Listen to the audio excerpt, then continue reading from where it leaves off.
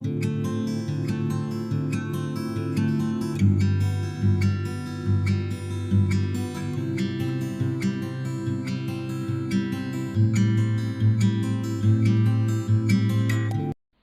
मसीही भाई बहनों को यीशु के नाम में शालोम, प्रेज द लॉर्ड, जय मसीह की।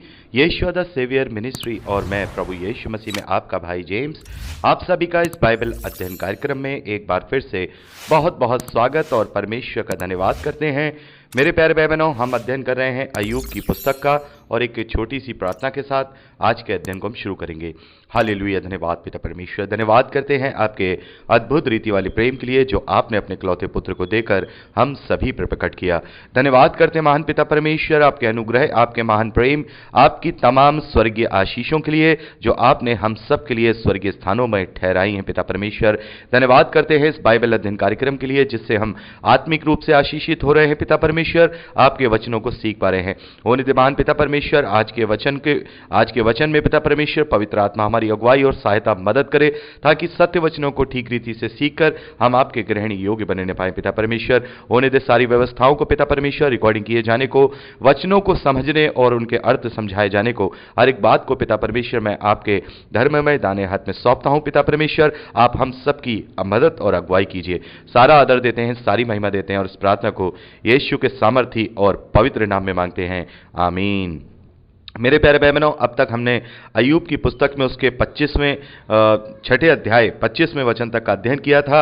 आज समय है कि हम उसके आगे का अध्ययन करें। तो मेरे प्यारे भाई बहनों, हमने अब तक जो अध्ययन किया है एक बार मैं उसको आपको जरूर रिकैप करना चाहूँगा।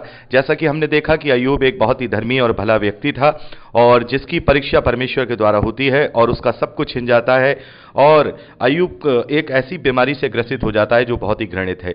और हम वहां पर देखते हैं कि अय्यूब की जो पीड़ा है वो इतनी ज़्यादा भयानक पीड़ा है कि हम यहाँ पढ़कर ही समझ सकते हैं कि उसने ये बात कही कि यदि कोई तराजू होता तो उसमें अगर तोला जाता तो मेरी पीड़ा समुद्र के बालू के बराबर, उससे भी अधिक बैठती। तो मेरे प्यारे भाई बहनों, यहाँ पर हम अय्यूब के चरित्र को देख रहे हैं। एक ऐसा चरित्र जिसने कभी परमेश्वर के विरोध में कोई कार्य नहीं किया, एक ऐसा चरित्र जो इतनी भयानक परीक्षा की पीड़ा में पड़ा हुआ है। उसके मन में बहुत सारे विचार हैं, उसके मन में बहुत सारी बातें हैं, लेकिन उसका विश्वास दृढ़ है। वो यहां पर अपने उस परीक्षा को, उस तकलीफ को लेने के लिए तैयार है, उसको सहने के लिए तैयार है।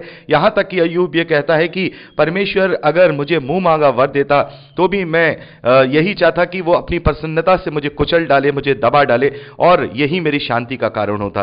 तो यहां पर हम देखते हैं कि यहां जो अय्यूब का चरित्र है वो अपने आप में बहुत ही एक विश्वासी चरित्र है और वो किसी भी रीति से परमेश्वर पर कोई भी उसे बुरा भला नहीं कहना चाहता, उसको बुरा नहीं कहना चाहता, बल्कि उसने जो उसे दुख दिया है उसको सहना चाहता है, उसको अपने जीवन में लेना चाहता है। लेकिन उसके मन में, उसके मस्तिष्क में बहुत सारे सवाल हैं क्योंकि उसको जो पीड़ा है उसको ये समझ में नहीं आ रहा है कि ये पीड़ा आखिर जो मुझे मिली है ये परमेश्वर ने दी है, मैं इसको लेने के लिए तैयार हूं और मैं इसे सहने के लिए तैयार हूं, इसमें मुझे कोई परेशानी नहीं है। जैसा उसने मुझे सुख दिया था वैसा ही उसने मुझे दुख दिया है। लेकिन उसके मन में ये सवाल उठते हैं कि इतनी तकलीफ मुझे हो रही है, आखिर परमेश्वर अपने धर्मी जन को, अपने रास्ते पे चलने वाले जन के साथ इस प्रकार ये सब बातें क्यों होने दे रहा है, उसके साथ ये तकलीफ क्यों होने दे रहा है। इस सवाल से भी कहीं ना कहीं अय्यूब अपने उस वक्त उस पोजीशन में, उस सिचुएशन में जूझ रहा है।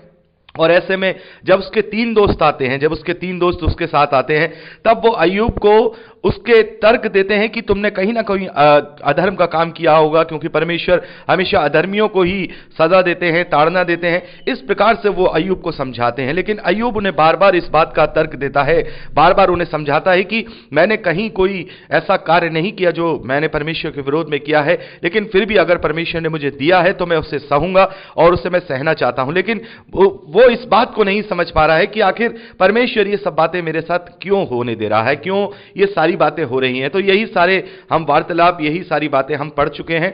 हमने देखा पहला संवाद जो अय्यूब के मित्र ने किया है, जो अय्यूब का मित्र है एलीपज, उसने यही तर्क अय्यूब को दिया कि इतनी तकलीफ, इतनी परेशानी तेरे ऊपर इसीलिए है कि क्योंकि कहीं ना कहीं तूने परमेश्वर के विरोध में कहीं ना कहीं कुछ गलत किया होगा। उसका पश्चाताप कर, उससे प्रार्थना कर, उससे मांग, वो तेरी सुनेगा, वो धर्मी जनों को नहीं छोड़ता है। और हमने देखा कि कैसे अय्यूब ने 6ठे अध्याय में पहले वचन से लेकर हमने 25 25वें वचन तक पढ़ा कि कैसे अय्यूब ने उसे जवाब दिया और कहा, मेरी तकलीफ कितनी बड़ी है, लेकिन फिर भी मैं उसके इस दुख को, इस तकलीफ को मैं लेने के लिए तैयार हूं, सहने के लिए तैयार हूं।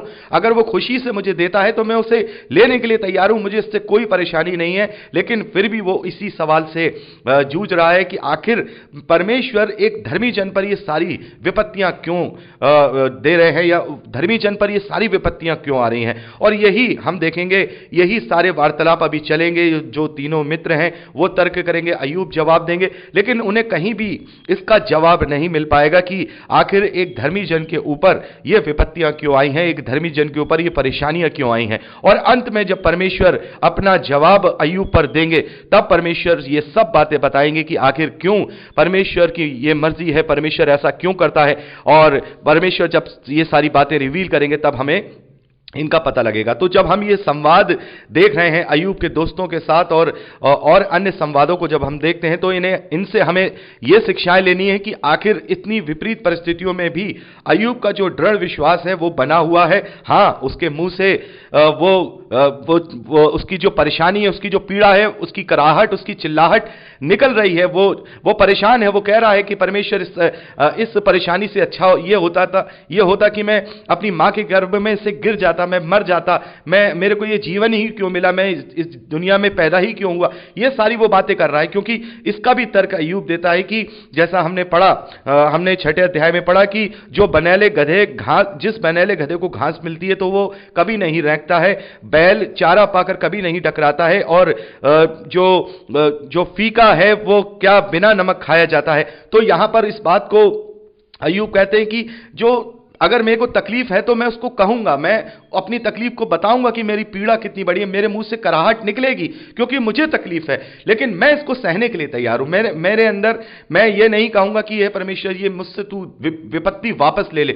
बस जो अय्यूब है उसके मन में एक यही सवाल है कि अगर परमेश्वर मुझे प्रसन्नता के साथ ये कहे कि मैं तुझे ये दे रहा हूं, तो मैं अपना मुंह मांगा वर मान करके उसे अपने जीवन में ले लूंगा। मेरी शांति इसे में होगी कि मैं कुचला जाऊं, मैं दबाया जाऊं, मेरे साथ ये सारी पीड़ाएं हों। लेकिन मुझे ये समझ नहीं आ रहा है कि आखिर ये सब क्यों हो रहा है। तो यही सवाल वहां उस वक्त अय्यूब और उसके तीनों दोस्त वहां एक दूसरे से पूछ रहे हैं, और जिसमें उसके तीनों दोस्त उसको ढांढस देने में, उसके उस सवाल का जवाब देने में पूरी तरह से विफल हो जाते हैं, बल्कि उल्टा उसे डिमोरलाइज करते हैं, उसको तर्क करके ये कहते हैं कि तूने कहीं ना कहीं अधर्म के कार्य किए होंगे। तो इसी की कड़ी में हमने 6ठे अध्याय 25वें वचन तक अध्ययन किया था। अब आगे जो अय्यूब है वो एलीपस को जवाब देते हैं। आगे अय्यूब कहते हैं, सच्चाई के वचनों में कितना प्रभाव होता है, परंतु तुम्हारे विवाद से क्या लाभ होता है। क्या तुम बातें पकड़ने की कल्पना करते हो? निराश जन की बातें तो वायु की सी हैं। तो यहां पर अय्यूब एलीपस को यही कह रहे हैं कि तुम जो ये सारी बातें मुझे तुम बता रहे हो, ये सब बातें मैं जानता हूं, इनसे कोई प्रभाव नहीं पड़ने वाला, इनसे कोई बदलाव नहीं होने वाला, और तुम्हारे विवाद से भी मुझे कोई लाभ नहीं होने वाला। जो तुम मुझसे ये समझा रहे हो, मुझे बता रहे हो, इससे भी कोई लाभ नहीं होने वाला।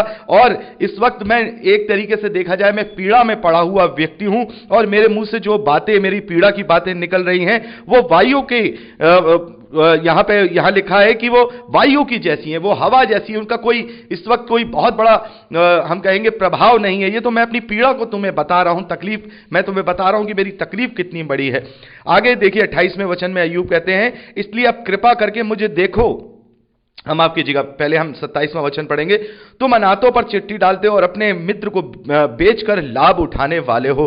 तो यहां पर एक तरीके से देखा जाए तो अय्यूब इस वक्त अपने दोस्तों से भी निराश हो रहा है, क्योंकि पहला ही दोस्त उस पर इस बात का एक तरीके से हम कहेंगे इस बात के लिए लांछन लगा रहा है कि भाई तेरे अंदर कोई कमी है, तेरे अंदर कोई अधर्म है, इसलिए सारी बातें हुई हैं।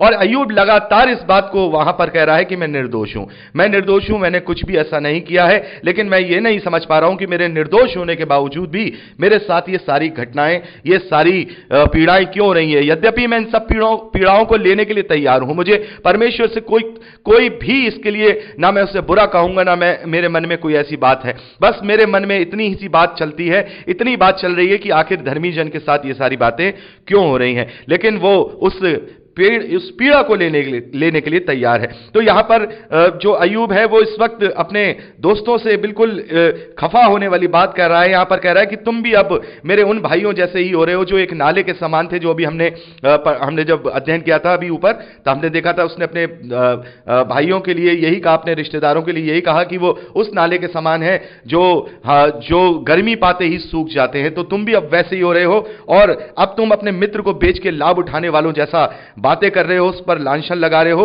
28वें वचन में अय्यूब कहते हैं, इसलिए अब कृपा करके मुझे देखो, प्लीज मुझे देखो, निश्चय मैं तुम्हारे सामने कभी झूठ नहीं बोलूंगा, फिर कुछ अन्याय ना होने पाए, फिर इस मुकदमे में मेरा धर्म ज्यों का त्यों बना है, मैं सत्य हूं, क्या मेरे वचन में कुछ कुटिलता है?